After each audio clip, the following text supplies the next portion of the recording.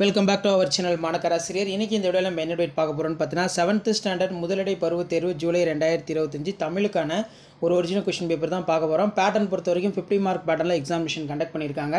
இந்த நியூ சிலபஸை பேஸ் பண்ணி சரியான விடையினை தேர்ந்தெடுத்ததுக்கு ஒரு 5 இருக்குது. புக் பேக் பார்த்துக்கோங்க. ப்ளஸ் இதில் இருக்கக்கூடிய 2 மார்க் கொஷின்லாம் பார்த்துக்கோங்க. பிரித்து எழுதுக, மனம் இல்லை, மனம் கூட்டல் இல்லை, சேர்த்து எழுதுக, அது கீழே கோடிட்ட இடம், பகைவரை வெற்றி கொண்டவரை பாடும் இலக்கியம், கப்பல் ஓரிடத்தில் நிலையாக நிற்க உதவுவது. அடுத்து பார்த்தீங்கன்னா இவையும் 5 வினாக்களுக்கு ஓரிரு சொற்களில் விடையிலி. 5x2 10. தமிழ் மொழியின் பண்புகளாக நாமக்கல் கவிஞர் கூறுவன யாவை?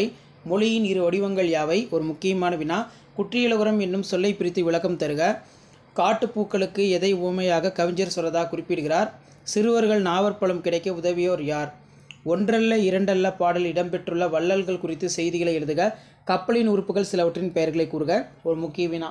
அடுத்து பார்த்தீங்கன்னா ஏவேனும் 2 வினாக்களுக்கு ஓரிரு சொற்களில் விடையிலி. எங்கள் தமிழ் என்னும் பாடலில் நாமக்கல் கவிஞர் கூறும் கருத்துக்களை தொகுத்தெழுதுக.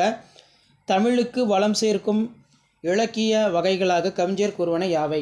பேச்சு மொழிக்கும் எழுத்து மொழிக்கும் இடையே உள்ள வேறுபாடுகள் 4 விளக்குக. நாவல் மரம் பற்றி நினைவுகளாக கவிஞர். இது ஒரு முக்கியமான கொஷின். அதேமாதிரி பின்வரும் மனப்பாட பாடலை அடிப்படையில்லாமல் எழுதுக. எங்கள் தமிழ் என தொடங்கும் பாடல், வாய்மை என தொடங்கும் பாடலை எழுதுக அப்படின்னு கேட்டிருக்காங்க. ஸோ இந்த கொஸ்டின் பேப்பரில் இருக்கக்கூடிய கொஷின்ஸ்லாம் நல்லா ஒரு டைம் இந்த ரிவைஸ் பண்ணிக்கோங்க. கண்டிப்பாக வீடியோ யூஸ்ஃபுல்லாக இருந்தால் ஃப்ரெண்டுக்கு ஷேர் பண்ணிட்டு பாருங்கள். அடுத்து பார்த்தீங்கன்னா அனைத்து வினாக்களுக்கு விடையிலே தொகை சொற்களை விவரித்தெழுதுக. முத்தமிழ், இயலிசை நாடகம், அதே மாதிரி நற்றிசை. தென் கீழே பார்த்தீங்கன்னா இரு பொருட்களை கொண்ட சொல்லை நிரப்புக கேட்டிருக்காங்க. கலை சொற்கள் கேட்டிருக்காங்க. Dialogue, media.